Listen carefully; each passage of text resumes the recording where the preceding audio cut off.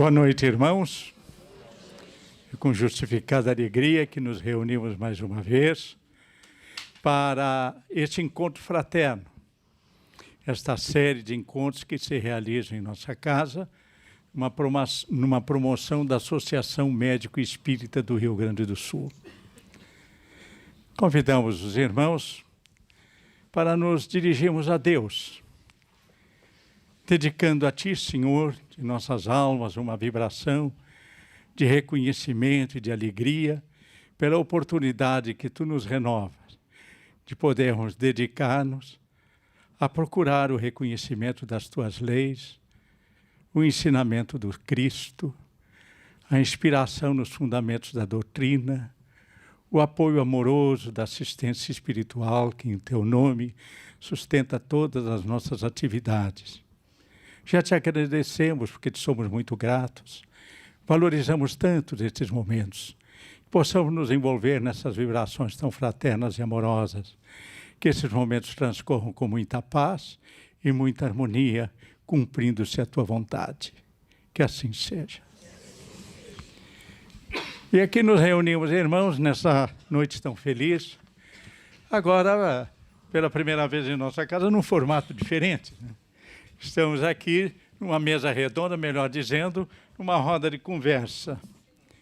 Estão aqui conosco o Dr. Carlos Durgante, médico geriatra, que retorna à nossa casa mais uma vez, recebe o nosso abraço muito fraterno, assim como a psicóloga Sheila Simões, que também nos dá muita alegria com a sua presença, a psicóloga Elizabeth Schuch, a quem temos a oportunidade de novamente abraçá-lo, envolvendo também as nossas vibrações muito fraternas, e o nosso querido Dr. Paulo Rogério Aguiar, médico psiquiatra, trabalhador da nossa casa, e que também, na condição de presidente da Associação Médico Espírita do Rio Grande do Sul, irá conduzir esta roda de conversa.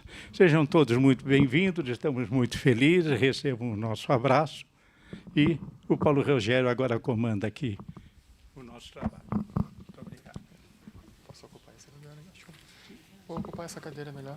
Eu fico no meio dele. Muito obrigado. Muito boa noite a todos.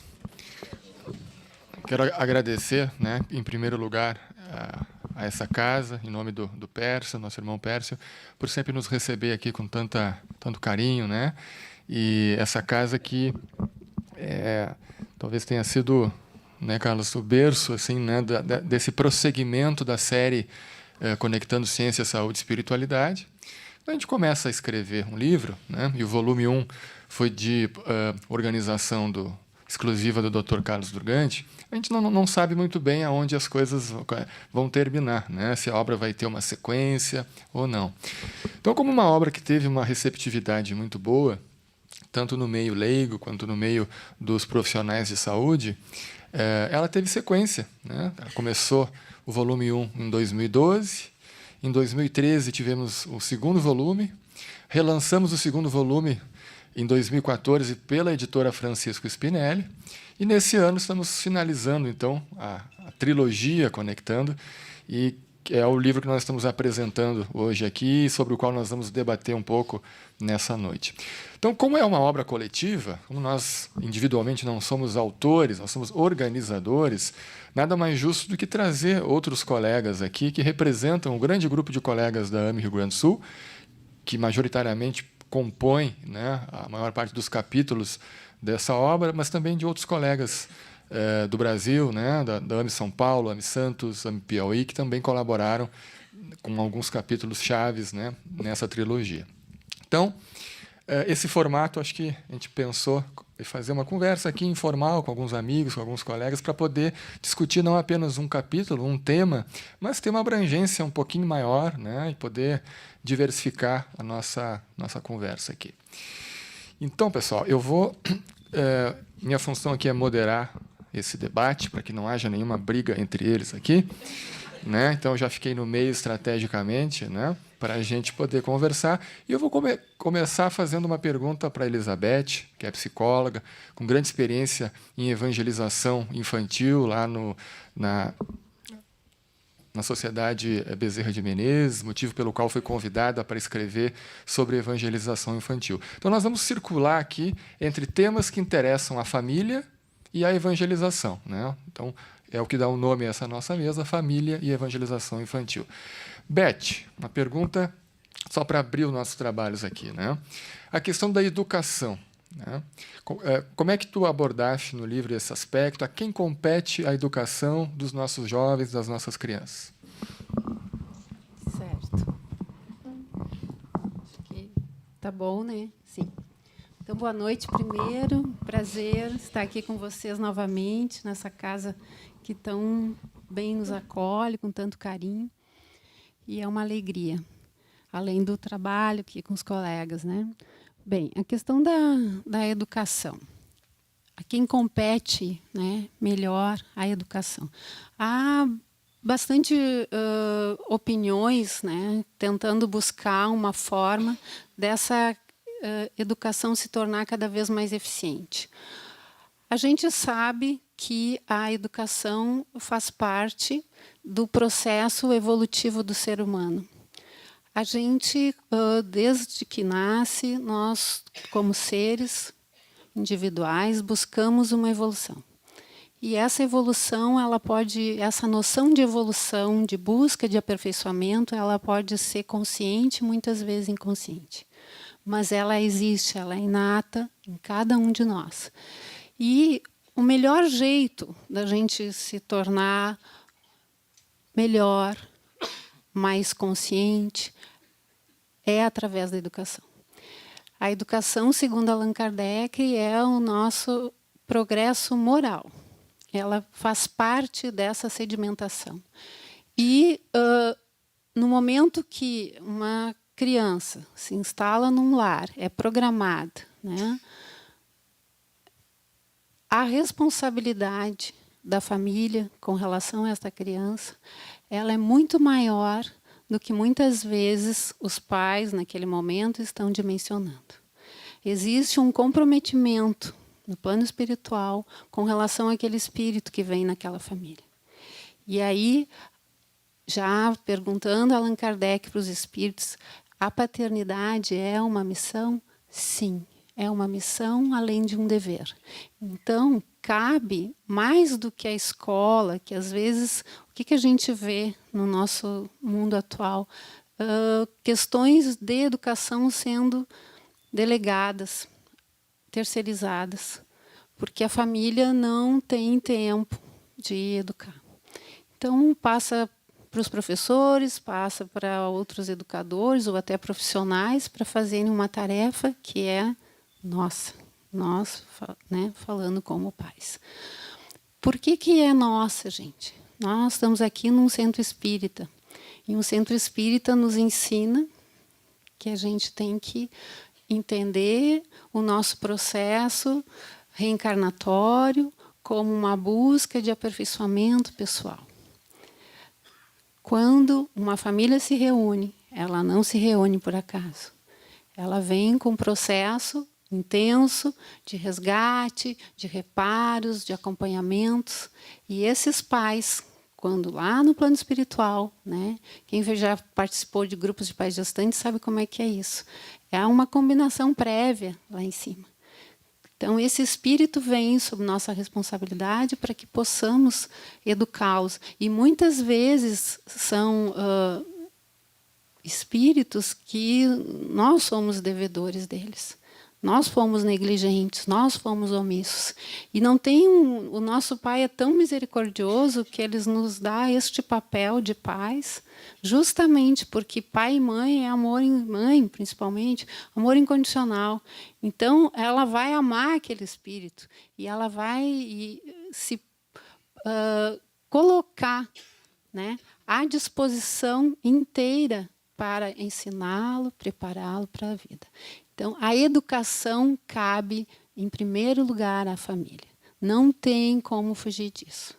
Você pode até negligenciar esse aspecto, mas, né, Santo Agostinho dizia no livro do Evangelho que esses espíritos, quando a gente não consegue fazer, o nosso papel é negligente, o nosso destino é vê-los em sofrimento. E a gente sabe, como pais e mães, como dói, né, ver um filho da gente sofrer. Então, a educação é referência, é responsabilidade estrita, né, nessa parte básica, fundamental da família, dos pais. Não tem como negligenciar isso.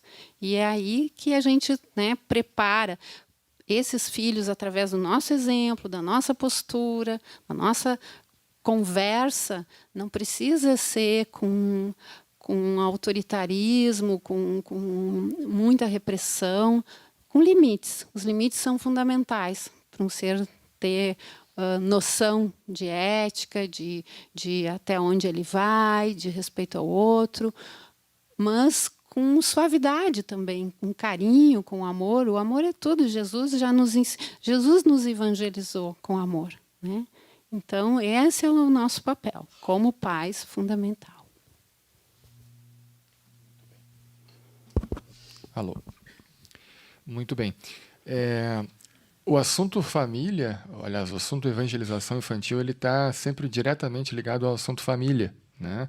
Em como a família se estrutura, em como a família dá conta de responder a essa missão, a essa demanda de transmitir, né, não só amor, mas também a educação através pelo amor aos filhos, né? E sobre família, foi quem, fazendo um link com o Dr. Carlos Durgante, que foi quem escreveu um capítulo justamente sobre esses valores morais e a convivência em família, né? Então, a família é esse ambiente propício, né, onde se desenvolve a lei dos destinos, né? Que lei é essa, Carlos? Como é que tu trabalha essa questão das leis dos destinos na convivência em família, tendo como pano de fundo a questão espiritual? Bom, boa noite a todos. O livro Conectando, volume 3, ele inicia com esse capítulo, né? Os compromissos morais e a convivência em família. A Beth já deu essa introdução, né, de um planejamento maior para cada um de nós. Eu falo muito sobre isso onde vou, e eu gosto de trazer a figura simbólica e metafórica da cegonha, né? Todos nós passamos por essa historinha. Contávamos que a cegonha nos deixava, né, na nossa casa, em tal família, e nos colocava dentro de uma chaminé. Como essa história do hemisfério norte, né, muitas chaminés não existiam nas nossas cidades gaúchas ou do sul, mas vale essa metáfora, dizendo que a gente chegava naquela família, talvez por acaso. Claro que não. Há um planejamento maior, detalhista, conforme as necessidades de cada um para o retorno na convivência em família. Tudo começa por ali. E Leon Denis coloca esta lei. Ele reforça no seu livro O Problema do Ser, do Destino e da Dor. E eu quero lê-la para vocês, literalmente como ele coloca no livro. E nós vamos entender, mais uma vez, este arranjo desse planejamento maior para cada um de nós. Diz assim, ela está no livro, logo no início, fala assim. Diz Leon Denis, então, antes de novamente cada um de nós entrar em contato com a matéria, com esta vida, então, e começar nova carreira, o espírito tem, dissemos, de escolher o meio onde vai renascer para a vida terrestre. Mas essa escolha não é por acaso. Ela é limitada, ela é circunscrita e determinada por múltiplas situações. Os antecedentes de cada um, nossas dívidas morais, nossas afeições, méritos e deméritos, o papel que estamos aptos a desempenhar nesta vida, todos esses elementos, eles vão contribuir, mais ou menos, de uma forma maior ou menor, nessa decisão do reencarne. Todos esses elementos intervêm na orientação da vida em preparo. Daí a preferência por uma raça, por uma nação ou família. As almas terrestres, segue ele dizendo, que havemos amado, atraem-nos. os laços do passado reatam-se em filiações, aliança, amizades novas. Os próprios lugares exercem sobre nós a sua misteriosa sedução. E é raro que o destino não nos reconduza, muitas vezes, às regiões onde já vivemos, amamos, sofremos. Ele segue falando também que muitas das vezes os nossos reencontros se dão pelos ódios. Diz ele, os ódios são forças também que nos aproximam dos nossos inimigos de outrora, para apagarmos com melhores relações inimizades antigas. O planejamento espiritual, ele é sábio, perfeito e necessário, porque ele nos traz de volta, muitas vezes, a 1, a 2, a 3, a vários familiares que nós precisamos nos reencontrar, reatar estas relações para nos melhorarmos como seres.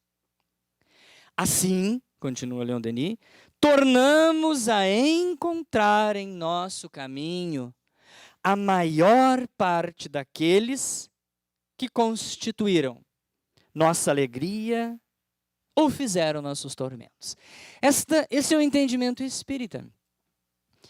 Talvez se nós estivéssemos num outro público, ou outros convidados aqui, de correntes das mais diversos entendimentos psicológicos, das relações humanas, sociais, ateus, de diferentes credos, talvez olhasse a família de outra forma. Não imaginasse a família que seja esse encontro, esse planejamento de algo que existe além, que transcende nós. Talvez vissem apenas a família como um acaso dos reencontros. Mas nós, que somos espíritas, que estamos aqui, nós entendemos isso como um grande desafio de estarmos juntos. Porque há compromissos, não há obrigações. A gente tem que cuidar com certas expressões que a gente coloca, porque no Espiritismo nada é nada a fazer. Nós temos essa lei da liberdade de escolha, do livre-arbítrio, que vai nos dizer, tu tens todas as ferramentas, ou ainda te faltam várias. Tu podes escolher nesta vida cumprir isso ou não. Mas a gente vem com compromissos, que nós já, certamente, em outras existências, não fomos capazes de, talvez adequadamente, cumpri-los com todos da família. E a gente tem que ver a família, a nuclear, a primeira, e nem sempre é na família nuclear que nós vamos encontrar os maiores desafios da convivência. Vamos encontrar nas que vamos constituir a seguir, ou as próximas. Sejam elas de laços de afeto apenas, ou consanguíneas. Talvez a Sheila fale, hoje existe uma diversidade gigantesca da formação de família. Não é mais a tradicional pai, mãe, filho ou filhos. Então nós somos novamente chamados a esse compromisso. Como eu trabalho muito com geriatria, idosos, eu vejo dos mais diversos desafios e compromissos morais dessa convivência, que talvez não se dê no início, mas esse compromisso a ser resgatado talvez se dê lá adiante, quando o pai, quando a mãe, quando o cônjuge, quando a avó, quando a tia está precisando do cuidado, do amparo de quem é da família, primeiramente. Às vezes, como eu disse, nem consanguíneas são. É o neto emprestado, é o afilhado que vai cuidar. Então, esse compromisso, ele vai estar nas diferentes maneiras com que se manifesta na família. Eu citei algumas aqui só para vocês verem. Pode começar lá desde o início, lá na primeira infância, com uma criança, como uma colega nossa escreveu num capítulo do nosso livro, crianças com especiais, ela pode ter nascido com autismo, ou com Down, ou com qualquer outra deficiência neurológica pós-parto. Ela pode ser aquele adolescente de difícil convivência e troca de afetos, que segue o caminho das drogas ou da delinquência, ou tem doença mental que se manifesta logo no início da vida, ou na adolescência ou meia-idade, é alguém com uma depressão grave, um transtorno bipolar grave, uma esquizofrenia. As mais diversas formas em que as doenças se manifestam, incapacitam, limitam e levam aos laços de dependência da família. porque eu necessito da ajuda, eu tive uma doença grave, eu preciso. E quando a velhice se instala, muitas vezes naquela mãe que teve um AVC, um derrame cerebral, que ficou sequelada e dependente, ou aquele pai com Parkinson, ou os nossos centenas de milhares de portadores de doença de Alzheimer, que estão, ao longo de muitos anos, necessitando de cuidado. Então aí, gente, aqui nesse arranjo que o mundo espiritual faz no reencontro dos familiares é que se dá o compromisso do resgate, da reparação, da ajuda, de corrigir os erros. Aonde nós somos chamados por esta lei que nos reúne à prática do perdão, do amor incondicional e de tantas outras virtudes.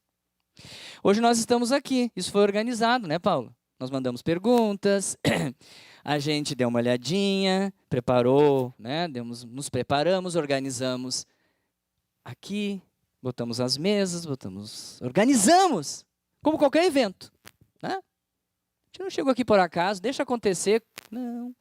Vocês imaginem isso a nível espiritual, como tudo é organizado para os nossos reencontros. E da importância do despertar das ferramentas que a doutrina espírita nos proporciona para o enfrentamento dessas dificuldades, maiores ou menores. Claro que existem famílias extremamente harmônicas, sem quase problemas alguns de enfrentar. Provavelmente a natureza de provas daqueles membros da família seja outra, mas adiante, ou numa outra família, naquela não houve. Mas a maioria das vezes é no nosso lar que nós temos os maiores desafios do aprendizado, do aperfeiçoamento nessa existência. Então essa lei dos destinos, ela rege toda a existência humana. Naquilo que Leon Denis chamou, o Kardec, de espiral da vida. Aqui voltamos inúmeras vezes para a necessidade do aprendizado, da melhoria, da evolução moral do ser humano. Isso nós sabemos e repetimos inúmeras vezes. E nós estamos, provavelmente, todos nós, eu também, tendo os nossos desafios da convivência em família, na nuclear e nas próximas que formamos. Então, a gente tem que estar muito consciente de que, quanto mais sabemos desses compromissos, mais ferramentas deveremos ter. Numa caixa de ferramentas que a gente guarda em casa, quanto mais equipada ela estiver, melhor ela vai ser utilizada em qualquer necessidade que tivermos. Assim é a nossa educação espiritual através da doutrina espírita. Quanto mais fortalecido estivermos nela, quanto mais compreendermos ela, mais vai nos ajudar a enfrentar isso. Então, nesse capítulo, nessa primeira parte da conversa, vamos sempre olhar para essa lei, para esse plano divino para cada um da reorganização das nossas necessidades, dos nossos desvios, mais uma chance que nós temos de nos melhorarmos. Muito bem. Quem quiser continuar ouvindo o Dr. Carlos Durgante pode adquirir o DVD em que ele fala sobre esse tema. Brincando, né, pessoal? Nós estamos lançando também 4 DVDs, né, sobre alguns capítulos da obra Conectando. E o Carlos foi um dos convidados, né, em parceria com a Federação Espírita do Rio Grande do Sul, né? Então, nesse DVD, ele está falando justamente sobre os compromissos morais e a convivência em família. Temos outros colegas que trabalham outros temas. Bom, então é na família que nós damos o testemunho, né, e forjamos o nosso caráter nessa encarnação, né, tentando fazer desabrochar da nossa alma aqueles recursos que já estão latentes, e é na caldeira familiar, né, naquelas dificuldades mais prementes que a gente realmente evolui e desenvolve o nosso caráter, a nossa personalidade. E uma das temáticas que acrescentamos nesse volume 3, que se propôs a ser uma complementação dos outros 2 livros, é a temática da sexualidade, né, que ficou a cargo da psicóloga Sheila, junto com o Dr. César Jeremia, né? Então, vou te perguntar, Sheila, como é que é essa questão espiritual, né? Qual é o papel do espírito nessa caracterização do gênero e da orientação sexual nessa encarnação? Boa noite a todos, obrigada pelo convite, Paulo. Que bom, né, que a Beth e o Carlos já adiantaram a questão da organização do corpo físico e também da importância da família desde os primórdios, desde o nascimento da criança, na condução da personalidade, na orientação da personalidade de cada um de nós. Então, iniciando pela questão de gênero, nós sabemos que a cultura que já está aqui quando nós reencarnamos, ela determina diversos comportamentos, atitudes e forma de ser, tanto de homem quanto de mulher.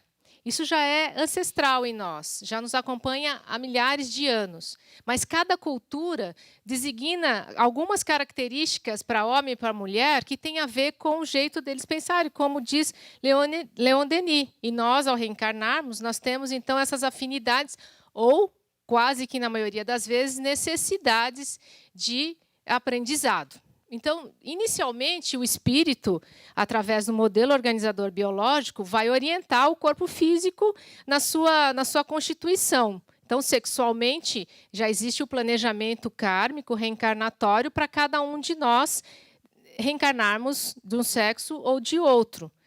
Lá no livro está bem determinado como isso se processa. Mas o gênero ele é construído a partir do momento em que nós entramos em contato com a cultura. Então, inicialmente, a nossa família. Sabemos desde o nascimento da criança, ainda em feto, qual é o sexo. Então, já começamos a fazer planos, o que é ser menino, o que é ser menina. E tudo isso já vai se formando para um e para outro. A questão é que o espírito, no comando dessa vida que está reencarnando, ele vai também imantar, assim como Leon Denis colocou, as necessidades que nós temos para a nossa experiência atual. O que quer dizer, então, que algumas vezes as crianças em torno de 5, 6 anos, elas podem apresentar uma disruptura de gênero, que quer dizer que ela não se vê naquele gênero que ela está sendo conduzida. Ela tem um sexo, então, feminino, mas ela não se vê como uma menina. Ela acaba tendo comportamentos, né, de menino e vice-versa. Então, um sexo masculino de um menino que acaba tendo atrativo, sendo guiado por brinquedos e manifestações de menina. Então, isso pode acontecer desde a infância, mas é mais raro. O que normalmente se dá é o espírito, então, a partir da adolescência, no momento que a pineal inicia o processo de derramamento dos hormônios no organismo para o desenvolvimento da sexualidade, iniciando pelos caracteres, então, secundários, né? A mama, os pelos, no menino vai desenvolvimento peniano, depois a voz. Então, no momento que esse desenvolvimento inicia, na puberdade, pré-adolescência, adolescência, aí sim inicia também um estabelecimento da orientação sexual. É quando aquele ser vai se dirigir sexualmente, afetivamente, de uma forma mais global, né, relacionando-se com o outro. Pode acontecer, então, nesse momento da orientação sexual de uma menina ser por meninas, de um menino ser por meninos, ou, na heterossexual, de meninas por meninos, meninos por meninas. Isso não vai ser determinado somente pelo ambiente familiar ou somente pela constituição do espírito. Isso é um conjunto. Nós somos um ser complexo, espírito biopsicossocial. Primeiro espírito, somos antes espírito, depois biológico, psicológico, social. Nesse momento que entramos nessa família, nós vamos então nos constituindo. Às vezes acontece de a família não aceitar a expressão da sexualidade dos seus membros. Pode acontecer. Antigamente era mais seriamente combatido alguns comportamentos, assim como eu expliquei, de uma menina que se comportava como meninos. Isso era ferozmente combatido, meninos como meninas. E aí acabava, então, da criança, adolescente, precisar se sentir trancado. Ele se reprimia na sua expressão. E só na vida adulta, ou às vezes nem na vida adulta, mais tarde ainda, ele conseguia se expressar de uma forma mais direta. Hoje, nós temos, então, condições de compreender que o espírito vai se expressar da maneira que ele tem necessidade. E melhor, como diz o Divaldo Franco no Sexo e Consciência, O ideal seria que o espírito conseguisse se identificar com o sexo que ele se comprometeu a desempenhar nesta encarnação. O ideal seria isso. Pelo fato de que os hormônios estão em jogo, toda a sociedade o está vendo daquela forma. Porém, quando isso não acontece, quando o espírito, então a alma encarnada, não se sente da mesma maneira como ela se apresenta, isso quer dizer que um homem com uma orientação sexual homossexual, então a orientação homossexual, não quer dizer que ele vai se apresentar como mulher. Não, ele se apresenta como um homem, mas é um outro homem que o atrai sexualmente. E assim com as mulheres. Elas se apresentam como mulheres, mas elas se sentem atraídas por outras mulheres. Há também outras diferenciações. Lá no livro, nós falamos sobre diversidade sexual, porque hoje em dia nós podemos observar outras formas de relacionamento, além da homossexual. A bissexualidade, os transgêneros, transexuais. Isso acaba complicando um pouquinho mais, porque a Joana diz que de forma nenhuma, o ser deveria alterar o corpo físico. Isso acarretaria muito mais encargos para o futuro. Né? Então, a Joana ela é categórica em dizer, em Despertar do Espírito, no livro, que não se deve fazer isso. Né? Que se deve ter todo um apoio para que a pessoa consiga se orientar na vida, né? Aceitando a sua condição, e tentando ajustar a sua vida de acordo como ela se comprometeu nesta encarnação. Divaldo também chama atenção para quando for impossível lidar com a homossexualidade para o ser, quando ele não conseguisse se sentir confortável, em paz com a sua homossexualidade, que o melhor então seria que ele fosse abstinente sexual até que ele conseguisse se aceitar dessa forma. Mas a doutrina, como falou o Carlos, nós temos como livre-arbítrio, né, uma das nossas recomendações. Nós não devemos interferir na vida do outro, porque justamente ele vai precisar assumir a responsabilidade e as consequências das suas escolhas. Na evangelização, então, que é o nosso mote, né, nosso link, né, é importantíssimo que o evangelizador, no contato com as crianças e os adolescentes que apresentam dificuldades na questão sexual, na sua orientação sexual, que eles possam ter abertura para falar sobre isso.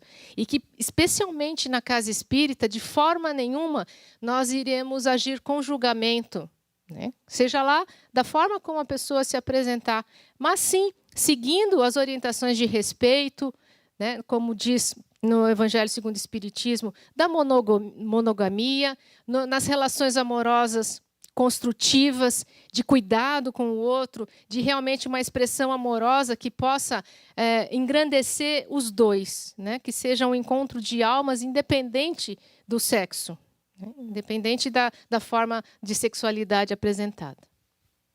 Muito bem, Sheila. Vocês veem que nesse terceiro volume do Conectando, nós começamos a tratar de alguns temas que, num primeiro momento, pode se perguntar, sim, mas e qual é a relação de evangelização com saúde, ou de família com saúde? Porque o livro fala de saúde, né? Conectando ciência, saúde e espiritualidade. Então, hoje em dia, nós sabemos que a evangelização infantil, não necessariamente a espírita, mas a transmissão de conceitos e de uma vivência religiosa para crianças vai ter um impacto absurdamente grande na saúde desse adulto. Por exemplo, uma pesquisa recente mostrou que crianças que tinham uma religiosidade aos 10 anos bem desenvolvida, que criam em Deus, né, que tiveram uma educação vinda dos pais, tinham 10 vezes menos chance de se tornarem depressivas na idade de 20 anos de idade. Quer dizer, o fator determinante para algumas pessoas não desenvolverem depressão é essa religiosidade precocemente desenvolvida. E aí eu já aproveito para fazer o link com a Beth de novo e perguntar, né, Beth, na tua opinião, e conforme tu desenvolver no livro, qual é o impacto da evangelização infantil nessa questão da saúde psicológica e espiritual das crianças? Bem como tu colocaste da questão da prevenção, né, no sentido de criar uma imunidade espiritual, à medida que isso é estimulado, este terreno é semeado para essa pessoa, essa criança, esse jovem administrar dificuldades que vão ocorrer, adversidades durante a vida. Não entrando só na questão do espiritismo, tanto é que eu coloco também bastante no livro, qualquer preceito religioso tem em sua administração esse espaço dedicado a crianças e jovens, né? A gente sabe que tem na Igreja Católica, na Igreja Protestante, nos evangélicos, tem grupos de jovens, grupos de crianças. Todos eles são, de alguma forma, ensinados e trabalhados nas suas questões éticas, morais e da espiritualidade. O que a gente observa, trazendo assim dentro da questão mais prática de vivência profissional no consultório? Crianças que eu percebo com uma demanda de intolerância, com questões de impulsividade, de bastante agressividade em aula, em escolas, os pais com uma dificuldade enorme de dar limites, não tem essa questão da religiosidade tão internalizados dentro de si e, consequentemente, não vão conseguir passar isso para os seus filhos. Porque o que a gente aprende trazendo aqui nós, né, para a doutrina? O que é o Espiritismo tecla tanto na tal da reforma íntima? O que a gente faz com isso? À medida que a gente vai se autoconhecendo, a gente vai aprendendo a rever, né, posturas e jeitos nossos de intolerância, como a Sheila colocou, questões que eram antigamente muito mais fortemente combatidas nessas questões de gênero, né, de preconceitos. Nós trazemos no nosso espírito muitas questões dessas para serem lapidadas. À medida que a gente vai se autoconhecendo e vai estudando, e vai lendo, e vai ouvindo as palestras, a gente vai revendo e vai mudando a nossa postura. Se hoje vocês olharem para trás e virem toda a trajetória de vocês, vocês já vão identificar coisas que antes vocês faziam que hoje não fazem mais. Por quê? Porque vocês estão revendo a postura de vocês. E aí, como pais, quando a gente tem essa identificação e participa de um grupo como uma evangelização, que não só as crianças são evangelizadas, os pais também são evangelizados. Lá na nossa casa, no Bezerra de Menezes, enquanto as crianças estão nas escolinhas, nas salinhas, os pais estão assistindo às palestras. E é assim que funciona a evangelização. Então, a família toda está sendo evangelizada. O que ela vai criando dentro de si? Uma certa imunidade para trabalhar com frustração, para trabalhar com adversidade, para entender por que estão juntos, a respeitar o outro, o livre-arbítrio do outro, as escolhas do outro. E, principalmente, o que a gente nota? Assim, crianças que vêm de famílias com uma religiosidade, uma espiritualidade sendo conduzida, elas trabalham muito mais com a tolerância à frustração, com a questão do limite, né? Com a hierarquia. O que a gente vê nessas escolas, os professores muito cansados, trazendo na queixa de que as crianças não os respeitam. E se a gente vai olhar nas suas famílias, eles também não têm esse respeito com os pais. Porque a relação do casal também é desrespeitosa. Então, essas famílias vêm de um processo que essa criança vai, em efeito dominó, como a gente diz, né, vai passando adiante, aí passa para os colegas, aí a gente sabe de histórias de bullying, sofrem, outros, né, provocam o bullying nos coleguinhas, e os pais acham engraçado e ainda cobram, né, das escolas que a criança está sendo desrespeitada. Então, assim, faz parte a evangelização, ela auxilia, ela promove saúde? Promove. Porque quando tu tem um entendimento do respeito, do limite, do porquê que tu tá junto naquela família, qual é o teu papel como filho, e os papéis são invertidos muitas vezes, né? Os valores, o ter, o ser, completamente invertido entre o que é ser e o que é ter. O ter é valoroso, o ser nem tanto. E uma outra questão que eu acho importante, assim, que nas escolinhas, né, nas evangelizações, a gente fala muito na questão do papel dos pais. Os pais são pais que são amigos, não amigos que são pais. Então, essa inversão de papéis também confunde. E uma criança confusa, ela vai apresentar problemas. Ela vai apresentar dificuldades. Então, quando tu tem um norte, esse norte te centra. Né? E à medida que a gente busca equilíbrio, se centra, a gente vai ter mais calma, vai ter mais equilíbrio para lidar com qualquer situação. Às vezes, nós somos muito testados, muito provados com situações difíceis nas nossas famílias. Mas quando tu tem esse entendimento do qual é a função de tudo isso, qual é, né? Não o porquê, mas para que eu estou vivendo isso, qual é o aprendizado que eu tiro, a nossa postura vai ser diferente, nossa tranquilidade diante disso, uma certa serenidade. Não que não tenha sofrimento, gente, a gente sofre, dói, né? Mas tu tem uma outra forma, né, de lidar com essas questões, com uma coisa mais comedida. E isso tudo que busca o equilíbrio nos centra. E nos centrando, a gente está em igualdade com saúde. Acho que é isso. Muito bem. Tradicionalmente, em saúde, a gente sabe que existem 3 tipos de intervenção, né? A primária, a secundária, a terciária. A primária é a prevenção das doenças. A secundária é o tratamento da doença instalada. E a terciária é a recuperação de algum dano que não tem cura, mas pode ter melhorias, né? Recuperação de alguma funcionalidade. E estava ouvindo a Beth falar e me dando conta, né, Beth, que o centro espírita ele atua nos 3 níveis. Né? Ele trabalha da pediatria à geriatria. Ele trabalha da prevenção, com o trabalho, sobretudo, da infância e da juventude, né? Na constituição de um ser humano com mais saúde. Ele atende um universo enorme de pessoas que buscam a casa a partir de algum problema de saúde, né? E aqueles que têm algum problema que não tem recuperação, tem só minimização do impacto, né? Como o Carlos falou, o Parkinson, a doença de Alzheimer, também a casa traz o conforto, né? E dá um sentido a essas doenças, trabalhando a questão da saúde, do ponto de vista psicológico e físico também. Então, vou devolver a palavra para o Carlos, né?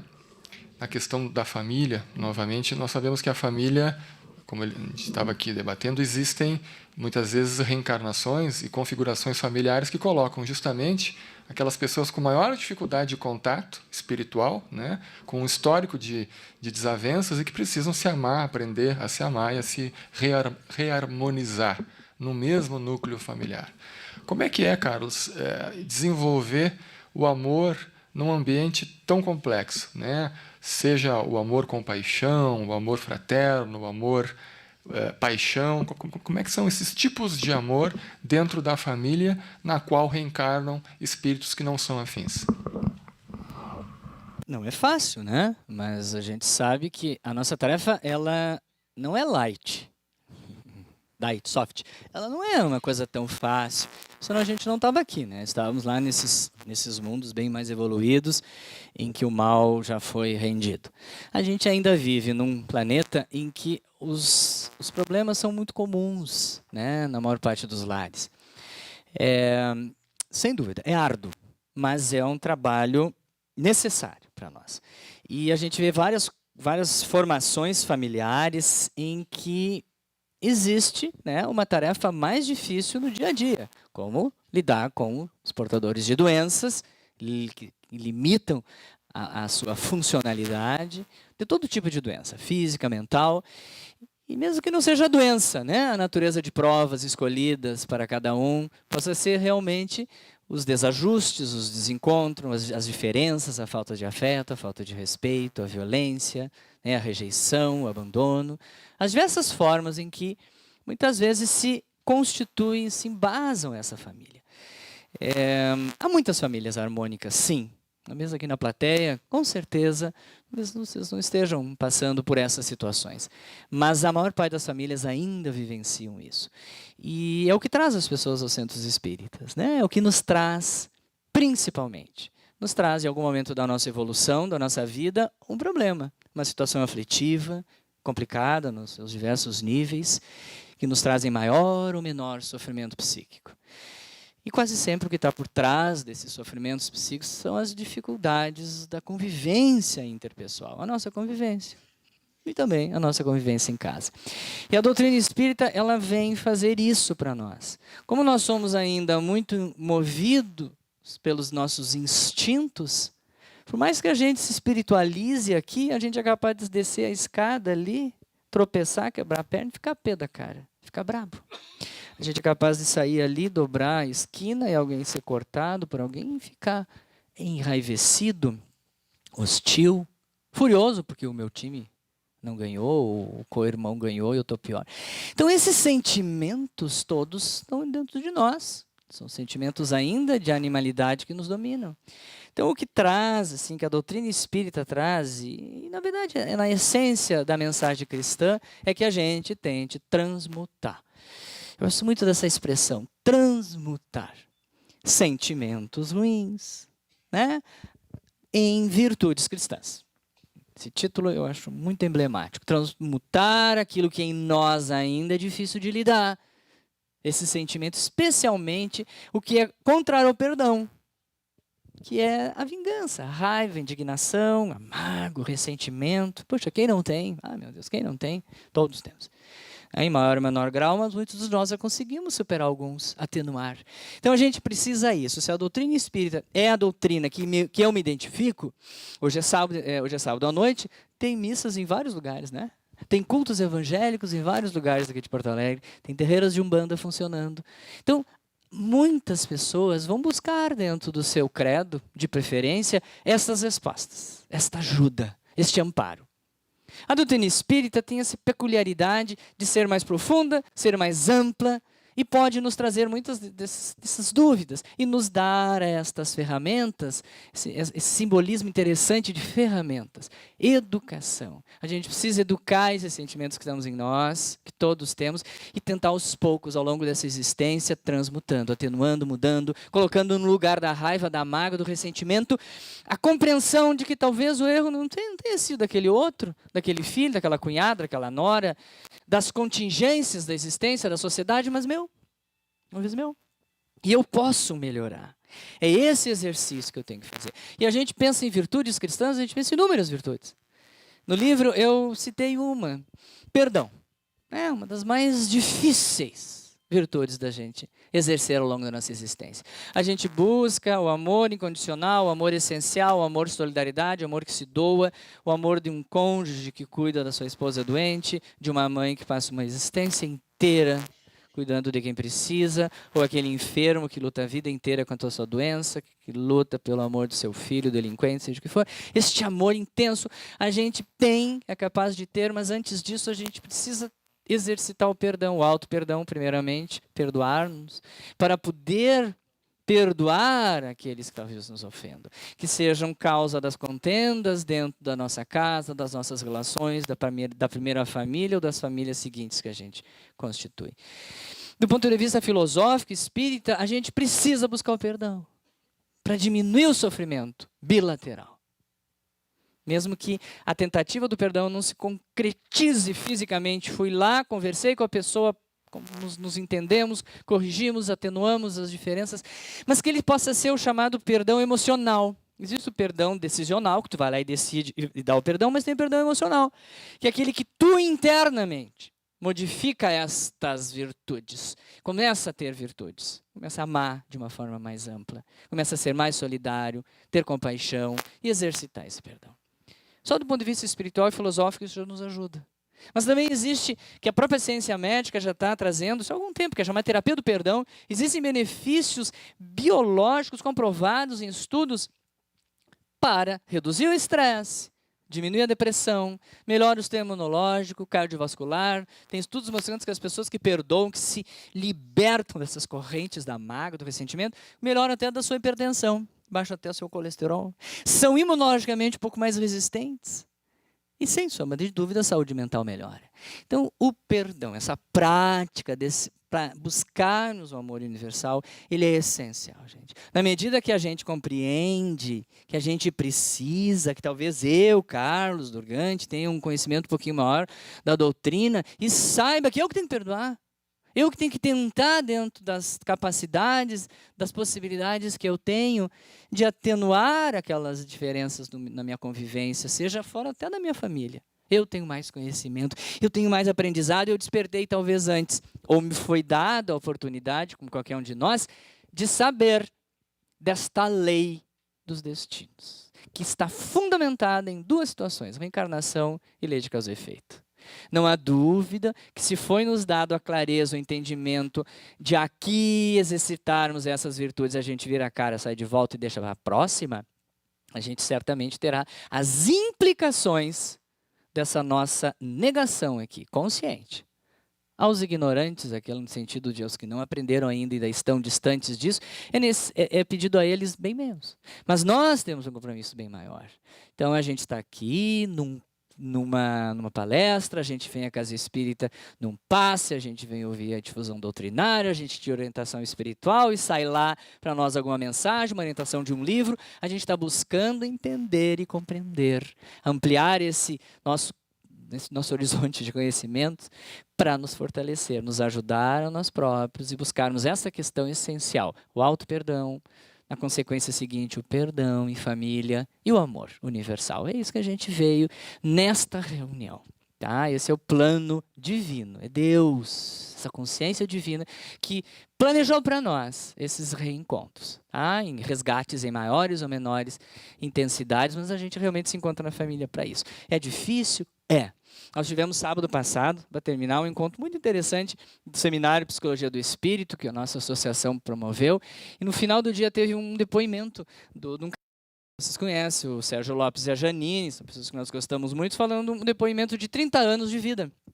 Falando da família deles, das dificuldades que tiveram, e vimos ali uma família que há muito pouca dificuldade de relacionamento, de educação, e aquilo é uma forma de nos dar coragem também para nós buscarmos dentro das nossas construções algo ou parecido, ou também vermos que talvez para nós, dentro do nosso lar, as nossas necessidades evolutivas sejam realmente, numa existência, nos reaproximarmos daquele espírito que reencarnou com grandes débitos, ou que nós temos para com eles e eles para conosco, e passa a ser muitas vezes o nosso grande desafio evolutivo, lutarmos por aquilo. E a gente desiste dessa luta, né? E coloca sentimentos negativos em direção àquela pessoa, quando era o contrário que nós devíamos que nutrir. Então, bendita doutrina. Para mim, particularmente, ela é muito importante, me ajuda demais com filosofia de vida, e esperamos que cada vez mais vocês procurem essa compreensão também aqui, saiam daqui entendidos, amparados, e sentindo que estão mais fortalecidos para o enfrentamento das vicissitudes da nossa existência. Tá? Vamos ter muitas, estamos tendo, mas também vamos vencer em muitas tantas. Tá? Obrigado. Pois então, a quem muito foi dado, muito será cobrado, né? Nós que temos a oportunidade de beber na fonte do cristianismo redivivo, né? Temos que, em nossas famílias, nos sairmos um pouquinho melhor nos exercícios de tolerância, de paciência, no enfrentamento das dificuldades que naturalmente ocorrem com todos nós, do que aqueles que não têm essa oportunidade do aprendizado dentro da seara espírita, né? E vou encaminhar a última pergunta dessa sequência para Sheila. Nós temos, hoje em dia, um aumento muito grande nas mídias, do debate, das discussões, dos temas relacionados à sexualidade, das diferentes formas de sexualidade. Nem sempre o que é veiculado nas mídias é, de certa forma, aproveitável ou correto. E por isso perguntamos, Sheila, até que ponto tu considera que essas questões que têm sido expostas na mídia, na maneira como têm sido expostas, pode influenciar os jovens, as crianças, na sua orientação sexual? Sim. A gente tem observado que, nos últimos anos, as novelas, né, mais especialmente as novelas, têm tentado trabalhar bastante o tema da homossexualidade e, recentemente, assim, cada vez mais esse tema tem sido debate. Aí a repercussão é grande, aparecem discussões, então, em outras redes, os grupos que são contrários, ainda homofóbicos em relação a essa discussão, acabam combatendo. Então, o que a gente pode observar é que a abertura, nos últimos 10 anos, está bem maior, pelo menos para se expor e discutir. Não que isso já não acontecesse em outros tempos, acontecia, mas com muito mais preconceito. Então, era estereotipado. Daí, sim, acabava transmitindo para a população como um todo uma visão estereotipada. Né? Acho que dá para a gente pensar nos vários nomes que se designavam para essas pessoas. A partir do momento em que isso já é mais orientado, as pesquisas científicas acabaram cunhando o termo homoafetivo e famílias homoafetivas, né? Representando que as relações de casais do mesmo sexo não são apenas sexuais, então não é um casal homossexual, é um casal homoafetivo. Essa foi a intenção dos grupos de pesquisa na academia, de trazer um outro termo, homoafetivo, para justamente clarear a representação desses casais. E aí o Carlos falou, ela vai falar sobre outros tipos de família. Não estava previsto, mas é importante, já que a gente está falando da evangelização e da família, como as famílias também precisam se sentir à vontade para trazer seus filhos, adotados ou biológicos, quando são famílias homoafetivas, então compostas por casais do mesmo sexo, dentro da casa espírita, pelo fato de que elas têm a mesma condição das outras famílias heteroafetivas. Se a gente vai chamar de homoafetivas, heteroafetivas, né? As famílias hegemônicas na nossa sociedade. Existe essa diferença grande em percentual, mas não necessariamente a gente vai criticar ou fazer um julgamento a respeito de serem melhores ou piores. Porque as famílias heterossexuais, heteroafetivas, elas acabam tendo filhos tão problemáticos, né? E a gente tem observado isso, e isso não representa dizer que protege mais ou menos as crianças. Mas, respondendo exatamente à questão se iria ter uma influência na vida de cada um de nós, nós sabemos que a mídia e a cultura nos influenciam o tempo todo. Não influenciaria a orientação sexual, porque eu disse antes, isso é da alma, isso vem com o ser. Então, não há uma influência a respeito de. Mas, pelo fato de ter mais abertura e estar se falando mais, então, às vezes, pode acontecer de existir um modismo ou uma facilidade entre a juventude, de que é mais fácil eu me relacionar com o igual do que com o diferente. Dá menos trabalho, é mais descolado eu ter uma pessoa do meu lado, assim, eu como menina, me relacionar com uma menina, porque é mais divertido, então eu não tenho que ter tanto esforço. Pode acontecer, né? A gente não tem como saber. Cada caso é um caso. Cada ser homossexual, heterossexual, ele tem a sua constituição, o seu histórico, a sua formação. Nós não temos como dizer isso pode gerar tal coisa ou aquilo pode gerar tal coisa. As pesquisas tentam definir um padrão, porque, afinal de contas, as pesquisas estão aí, né, para fazer isso mesmo. Mas nós sabemos que cada espírito vai trazer na sua essência a motivação para buscar determinado relacionamento. Os compromissos são assumidos, sim, antes. Se nós vamos chegar aqui e vamos conseguir dar conta dos nossos compromissos assumidos, isso é outra questão, isso é outra coisa. Acontece para todos nós, porque nós temos o esquecimento do passado. E é justamente isso que acaba fazendo com que a gente resbale um pouquinho nos nossos compromissos assumidos. Então, veja, o que está acontecendo mais atualmente não vai trazer mais ou menos crianças ou adolescentes de orientação sexual homossexual, não, nem heterossexual, não. Se fosse assim, toda aquela enxurrada de mau-caratismo e todo o excesso de crimes e violências que a gente também vê na mídia estaria fazendo uma grande influência para que todo mundo saísse por aí matando e cometendo crimes.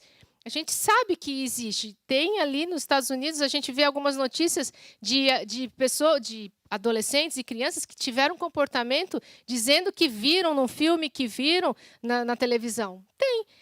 Por quê? Porque a influência acontece o tempo todo. Mais uma vez, voltamos para o que a Beth disse, e o Carlos, da importância da família em transmitir os valores seguros, bem definidos, claros, para cada um daquele membro da família, assumir a sua responsabilidade no grupo familiar e no grupo social. Nós temos que passar isso para os nossos filhos. Este é o maior comprometimento que nós temos. E, principalmente, sabendo da orientação da doutrina a respeito da sexualidade, trabalharmos a nossa sexualidade também, para que a gente consiga ter segurança quando falar com eles. Muito bem. Queria agradecer aos convidados por terem vindo aqui, né, a brilhantar o nosso encontro, Carlos, Sheila, Elizabeth. Nós temos um tempo ainda e gostaríamos de pedir a colaboração dos amigos ali, porque estamos disponíveis para responder perguntas feitas por escrito, né, em quem tiver alguma dúvida sobre algum desses temas tratados aqui nessa noite, né. Queria lembrar a vocês e agradecer a todos que compareceram e deram a sua contribuição com 1 quilo de alimento não perecível.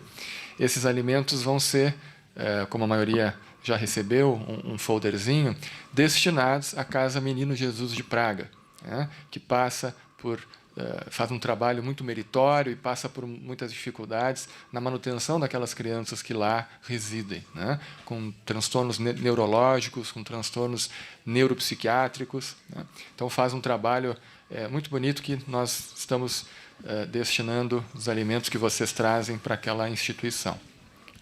Ficamos no aguardo de algumas questões que possam ser trazidas aqui, mas eu vou me adiantar e fazer mais uma questão aqui para a Sheila.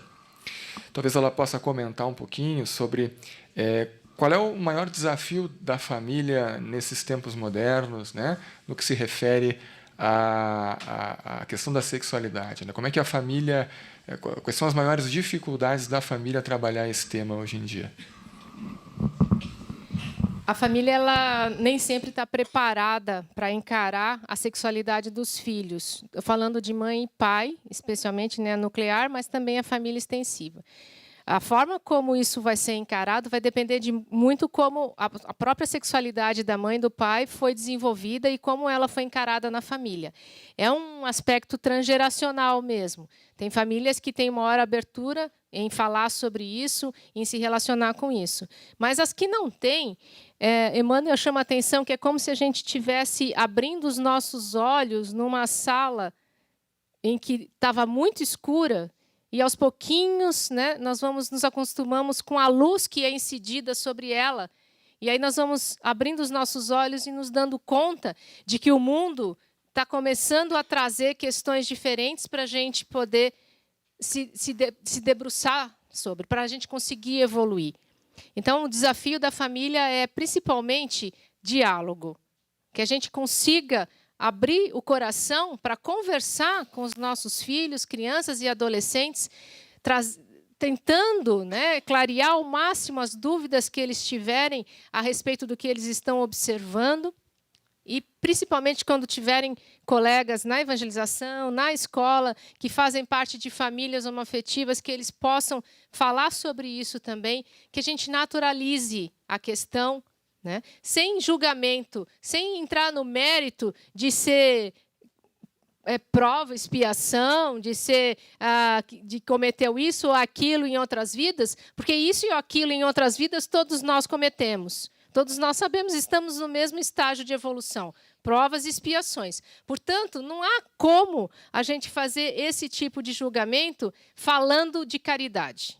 né? Eu acho que é o principal ponto, assim, que a família ela precisa mais proteger seus filhos quando eles se encontram na condição da orientação sexual homossexual, dessa orientação que eles às vezes vão ter dificuldade de aceitar, mas que quanto mais diálogo eles tiverem, melhor para que eles possam se ver diferentes, muitas vezes, dos outros colegas que eles têm, né? Muito obrigado. Vou encaminhar, então, algumas questões que estão nos chegando aqui. Dr. Carlos, que dicas tu poderia nos dar para quem ainda constituirá uma família, para quem está planejando em constituir uma família e pensando em passar por essas dificuldades todas? Quem é que está? Quais são as dicas que se pode dar para essas pessoas? Em que sentido? Dicas de medicina, médicas? Também, né? Acho que a construção da saúde integral ela vai passar pelo teu cuidado físico, especialmente pela tua vigilância das tuas emoções. Então, eu acho que chegar numa família, e todos viemos, tá? Eu vou dar um exemplo meu, eu já fui casado uma vez, já tive um casamento, que teve muita dificuldade de convivência de pessoas muito diferentes. Tivemos um filho, aos 7 anos nos separamos, já faz 13 anos que eu estou separado, estou casado novamente, tenho outro filho de 7 para 8 anos, e entrei nesta família com uma série de situações minhas ainda mal resolvidas, vindas da minha família nuclear, que muitas vezes sem dúvida alguma, manifesta, né, colocado na outra existência, no próximo reencontro de constituição de família, com uma série de problemas, de desajustes, de desencontros, de mágoas e tudo mais. Então, é importante que a gente consiga entrar na constituição da segunda família, da segunda composição, depois da nuclear, mais centrado, né, com sentimentos um pouquinho mais depurados, com menos animalidades, com menos rancores, raivas. Isso vai ajudar sem sombra nenhuma. Ajuda a virar de nós próprios, do credo que a gente busca para amparo e compreensão, da própria área da saúde, especialmente hoje, através dos aconselhamentos que a gente recebe, da terapia de família, da terapia individual. É muito importante que a gente busque isso, a gente está inseguro, se a gente traz ainda muitos ressentimentos, muitas mágoas e inseguranças da nossa formação. Então, eu vejo assim, como qualquer coisa que a gente vai fazer, qualquer investimento, a gente vai iniciar que nos é desconhecido, ou que por experiências pregressas nos traga traumas ao ponto da gente ter muito receio de recomeçar, ou recomeçar para repetir o que foi feito. Então, os erros que foram feitos. Aconselho a isso. Uma das formas é o autoconhecimento, vir às casas espíritas, aprender também através das relações. Se a gente tem uma simpatia por Joana de Ângeles, ela traz toda essa abordagem interpessoal das relações da visão espiritual. Então, é um bom caminho e também, como diz, ajuda dos profissionais da área. Encaminhar para a Beth mais uma questão. Qual é o papel de um filho que tem o conhecimento sobre a doutrina espírita e o que seus pais não possuem?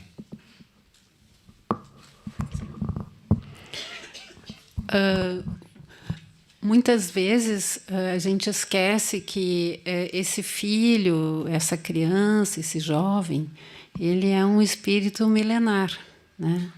Então, ele vem para essa família justamente para trazer essa luzinha, para trazer um esclarecimento, não necessariamente impondo, né, o que ele já sabe, mas pela sua prática, pela sua vivência. Os filhos nos veem como muitos, né, professores de nossa caminhada.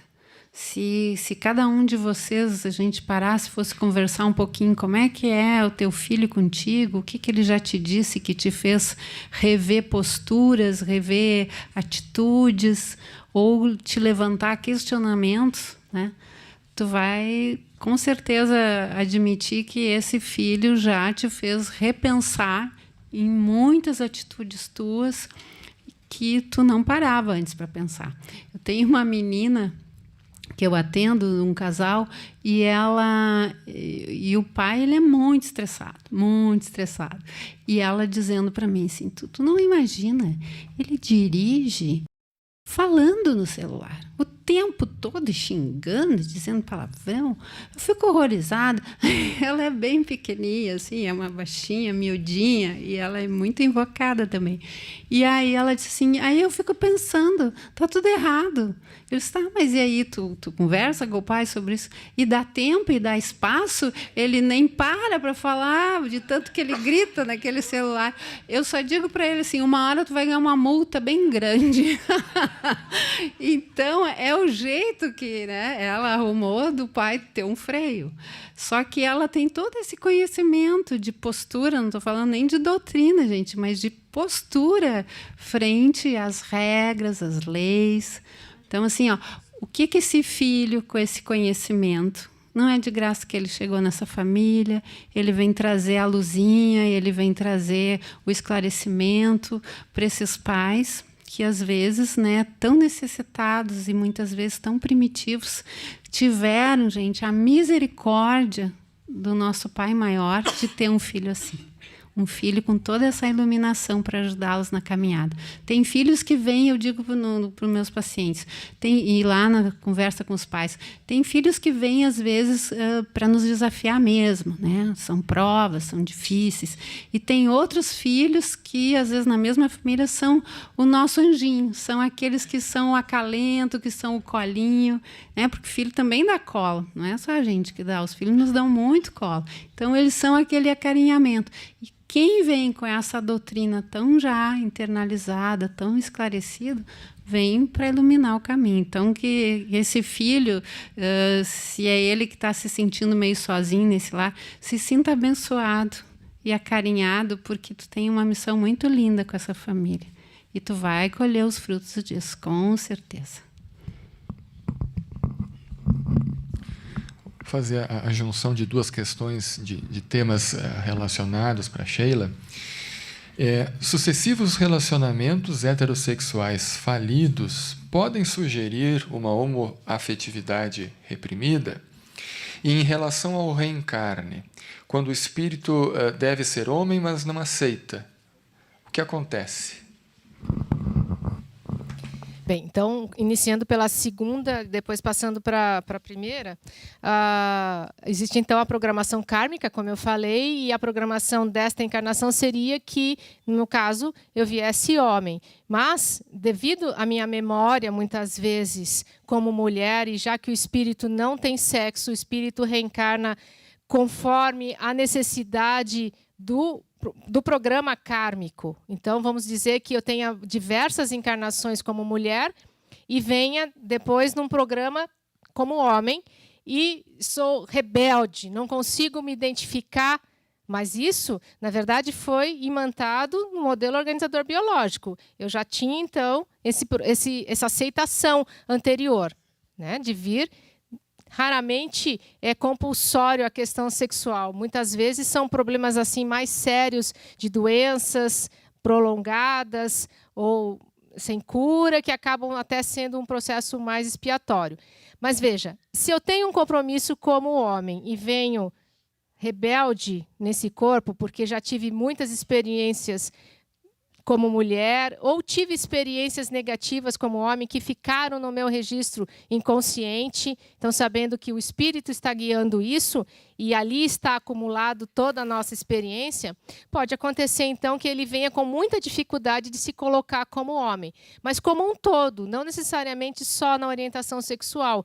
Ele pode ser um homem que também não se estabelece profissionalmente, que pode, sim, ter uma relação heterossexual, casar, ter filhos, mas ser um homem agressivo com a esposa. Aí entra a outra questão. Então, se por acaso eu estiver reprimindo fortemente a minha orientação sexual, porque eu mesma não consigo aceitar, eu posso transformar a vida dos meus companheiros realmente numa vida de sofrimento, de muito tormento, caso eu não consiga compreender a minha constituição psicológica.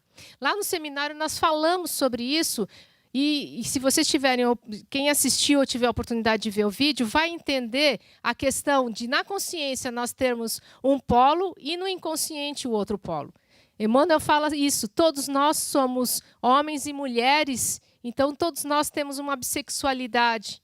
pelo fato de termos experiências registradas nos dois polos, nas duas formas, temos necessidade de, nesta encarnação, desempenharmos determinado papel para cumprimento daquilo que nos comprometemos, mas, às vezes, é um papel, então, como mulher, necessário a gerar vidas, ou como homem, necessário a cuidar dessas vidas numa família, enfim. Eu estou fazendo uma generalização, eu não estou especificando. Porque cada um de nós, como eu disse, tem as suas características individuais e cada vida vai ser muito diferente da outra. É um mistério, né, se a gente pode pensar assim. Então, nesse ser que reencarna com o propósito de ser masculino, mas não consegue se identificar, ele tanto pode se orientar como homossexual, ou ele pode ser um heterossexual vingativo, né, feroz, violento, que acaba prejudicando muito mais a encarnação do que propriamente se ele fosse um homossexual da paz, né, um homossexual assim que comprometido com a sua vida e com a vida daqueles que estão com ele. Porque a gente sabe que o mais importante da nossa encarnação é realmente o que a gente vai fazer para o bem, né? Aquilo que a gente vai conseguir transmitir e receber focando no bem. A parábola do samaritano. Eu vou tentar explorar o máximo aqui, para tentar responder o máximo de perguntas possíveis, e vou fazer uma compilação aqui para Beth. Tá? Beth, qual é a idade ideal para as crianças começarem a participar de uma evangelização espírita? E qual a melhor atitude que talvez os pais devam tomar com um pré-adolescente que na infância já participou da evangelização infantil, mas na sua pré-adolescência não quer continuar participando, né? Como é que eles podem se comportar a respeito disso? E implicações sobre crianças serem educadas por pais homossexuais. Então, vamos para a primeira. Quando começar a participar a criança na evangelização? Gente, já tem evangelização para bebês, tá?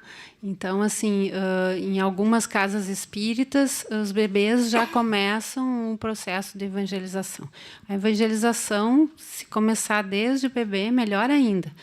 Né? Tem casas que começam a evangelização a partir dos 3 anos.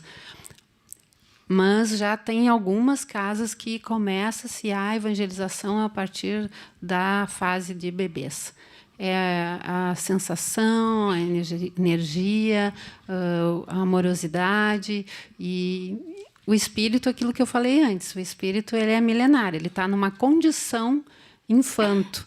E, por estar nessa condição, ele fica muito mais favorável e mais flexível para receber as informações e a educação, né, de cunho religioso, com essa questão da espiritualidade sendo bastante enfocada.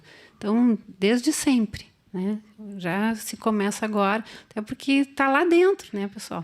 As coisas só ficam meio adormecidas. A evangelização faz o quê? Faz a gente acordar, assim como aqui no Centro Espírita. Tu vem, tu desperta. A gente vem muitas vezes, a maioria das vezes é pela dor, e chega aqui, e aí a gente desperta no sentido de coisas que faz sentido escutar isso. Já, de alguma forma, já sentia isso tudo. Então, desde cedo. A outra é da questão da adolescência, pré-adolescência. Isso é muito comum, os pais trazem nos encontros de evangelização. O filho não está querendo vir.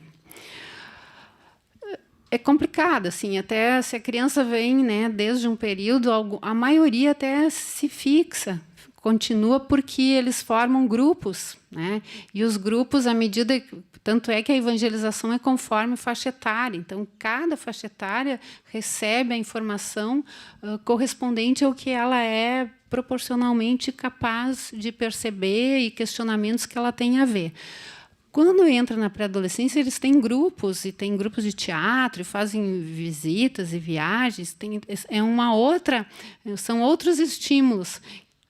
Mas pode acontecer, sim, de muitos jovens quererem não vir mais. Olha, gente, eu sou muito favorável das negociações.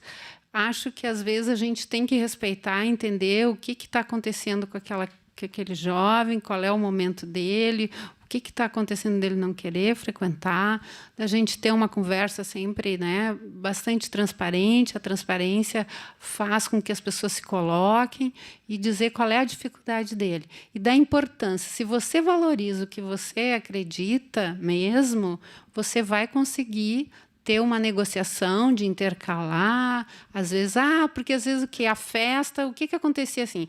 Tem domingo de manhã evangelização. Mas as festas é sábado à noite. Como é que eu vou ir no domingo? Eu quero dormir. Bom, então nós vamos ir no sábado à tarde, para você poder depois ir para a festa e no domingo poder dormir. Para tudo tem saída.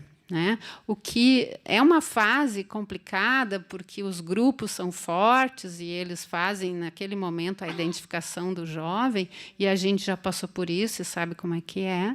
Mas, se tu tiver flexibilidade, né, de também se colocar no lugar, entender que tem momentos que, às vezes, não dá vontade de ir, tu tem esse respeito e negociar.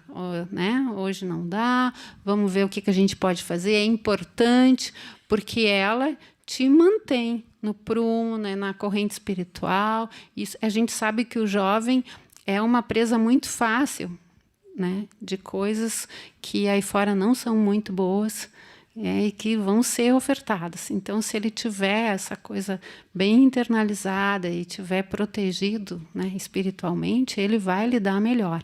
Então, os pais vão ter um papel fundamental neste momento, de saber a hora de ceder e saber a hora de, não, amanhã nós vamos ir.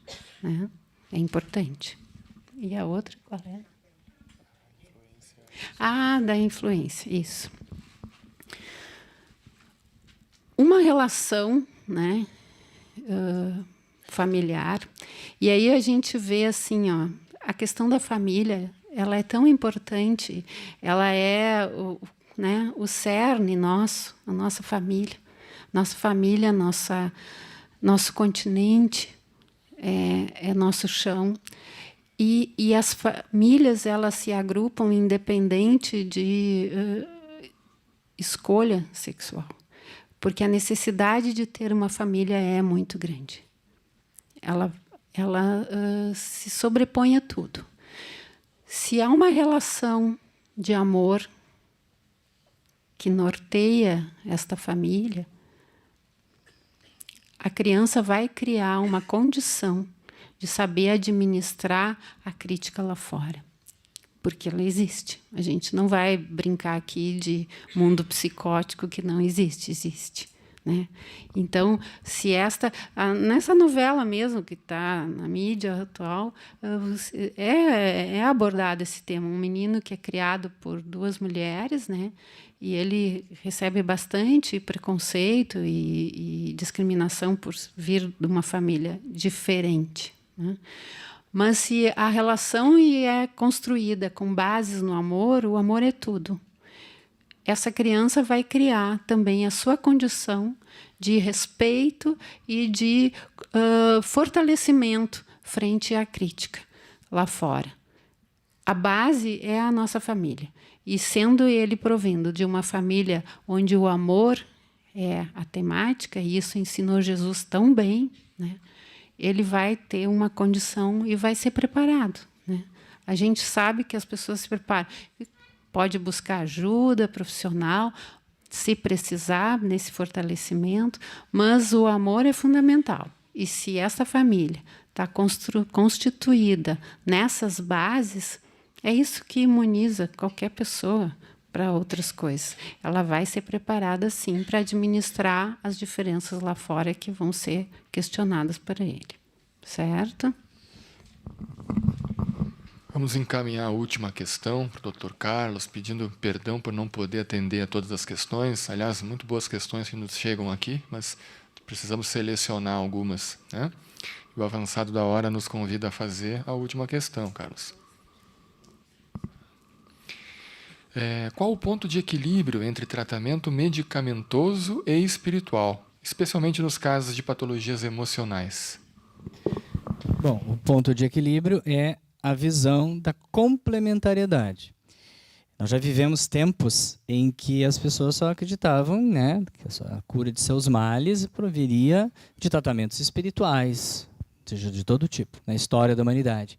Chegou-se um ponto, pelo dogmatismo materialista, só a matéria, só o corpo estava doente, vamos tratar com os remédios existentes.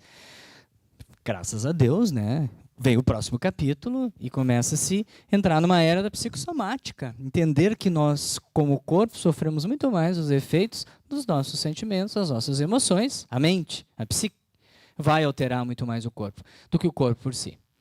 E mais recentemente, nós já estamos entendendo que a doença é muito mais ampla que isso. A doença principia, na imensa maioria das vezes, dos nossos desajustes fluídicos, fluido-energéticos, das nossas atitudes e condutas, né, em desalinho, vamos resumir dizendo, em desalinho com as leis divinas. Então, as doenças se instalam, né, em todas as dimensões. O que não pode ser feito, admitido, é que não exista exatamente esse entendimento de complementariedade. Senão, o que eu vou fazer com o meu geriatra? Como é que eu vou tratar as doenças que eu, geriatra, posso lidar através dos avanços médicos? Vou tratar os psiquiatras e as mais diversas especialidades, mas nós sabemos que muitas vezes isso é estatístico, isso é ciência comprovando que apesar de todo o avanço médico-científico, a imensa maioria das pessoas ainda continuam com sofrimento psíquico, continuam sofrendo emocionalmente. Suas angústias permanecem, o seu mundo interior ainda está em revolução, em desentendimentos, e sofre apesar das medicações, das terapias, as mais diversas. Então, essa pessoa ela tem que ampliar, ela tem que buscar ajuda profissional, psicológica, das diversas linhas psicológicas, e ela vai buscar ajuda espiritual. Gente. Não precisa ser necessariamente através da fluidoterapia ou dos tratamentos de imposição de mãos que outros credos fazem, como as terapias bioenergéticas do Reiki, do Jorei. Ela pode buscar simplesmente através realmente da sua fé, começando pela sua mudança interior. Né? Mudando essas emoções ruins, negativas, que geram tantas doenças e nos prejudicam. Os que têm, né, nosologicamente falando, doença, tem depressão, dos diversos tipos de transtornos de ansiedade, transtornos bipolares, transtornos de personalidades, psicopatias graves. Essas pessoas que têm doença mental, né, quando a gente fala em doença emocional, a gente está se referindo também às doenças mentais instaladas. Essas pessoas têm os recursos dos avanços médicos, científicos, das terapias, e muitas vezes elas melhoram quando vêm as sociedades espíritas tirarem uma orientação, porque estão aflitas, angustiadas, sofrendo, apesar dos 2, 3 medicamentos que tomam, da psicoterapia semanal que faz, ela vem buscar ajuda. E quantas pessoas melhoram? Vale também para os que estão sempre nas casas espíritas. Só tomando passe, fazendo de tudo nas casas espíritas, não buscam seus outros profissionais, não vão fazer suas terapias necessárias e também não melhoram. Mas a gente tem esta ampliação dos recursos terapêuticos, as terapias para nos ajudar. Seja a medicação que tomamos, as terapias comportamentais que fazemos. E a busca da espiritualização. Seja na Igreja Católica, seja em qualquer templo, seja aqui no Espiritismo, o que ele pode oferecer das terapias complementares na sociedade espírita. Não só tomar o passe, não só fazer os tratamentos em casa ou aqui, mas o mais importante, né, que é esse despertar da mudança de comportamento, de atitudes, né, a evangelioterapia, usar o evangelho, né, de Cristo para a nossa vida, internalizá-lo e mudar um pouquinho. Se não for muito, mas uma tentativa de nos melhorarmos. Isso nos dá uma saúde melhor, isso estabiliza as nossas doenças mentais, isso harmoniza e estabiliza as nossas doenças físicas. Tá? Não há dúvida alguma. E muitas das vezes também a doença ela é espiritual no sentido de ser uma obsessão, de estarmos sofrendo obsessão. A casa espírita vai oferecer as ferramentas de tratamento das obsessões, mas não é a maioria das vezes. A maioria das vezes são os nossos, né, os sentimentos muito mal trabalhados, equilibrados, que nos adoecem o corpo, a mente, pioram nossas questões emocionais. Então, a resposta: complementariedade, gente. Práticas complementares das mais diversas que existem para nos ajudar ao todo. Tá? Porque a saúde ela tem que ser vista assim, integralmente. Tá? Não só uma única dimensão que adoece. Muito bem. Agradecer muito a presença de todos. Dizer que nós vamos ficar aqui mais alguns minutos ao final, para quem quiser colher o autógrafo dos autores dos livros que estão disponíveis ali na frente. E, eventualmente, a Beth lembra que as perguntas que não puderam ser respondidas aqui em público, individualmente, podem nos procurar para obter a sua resposta. No mês que vem, teremos prosseguimento dos nossos encontros fraternos, com a presença da doutora Tatiana Tourinho, né, que vai falar sobre o tema a função psicológica dos chakras. Então, estão convidados a retornar no próximo mês, no segundo sábado de cada mês, como é tradicionalmente feito. Vamos fazer a nossa prece de encerramento, elevando o pensamento a Deus, sintonizando com os benfeitores espirituais que nos acompanham e nos protegem. Te agradecemos, Senhor, mais uma vez nos encontrarmos reunidos em Teu nome. Que possamos, Pai, caminhar com mais velocidade, com mais direcionamento, rumo ao Teu encontro, deixando que esses ensinamentos penetrem o nosso coração, a nossa alma, nos tornando capazes de melhor viver, desabrochando dentro de nós as virtudes que Tu aí plantaste. Obrigado por tudo, Senhor. Nos sentimos reconhecidos pelo Teu amor, pela Tua bondade e por nos oportunizar o contato com a doutrina espírita nessa encarnação. Sê conosco, Jesus, nos abençoa hoje e sempre. E que assim seja.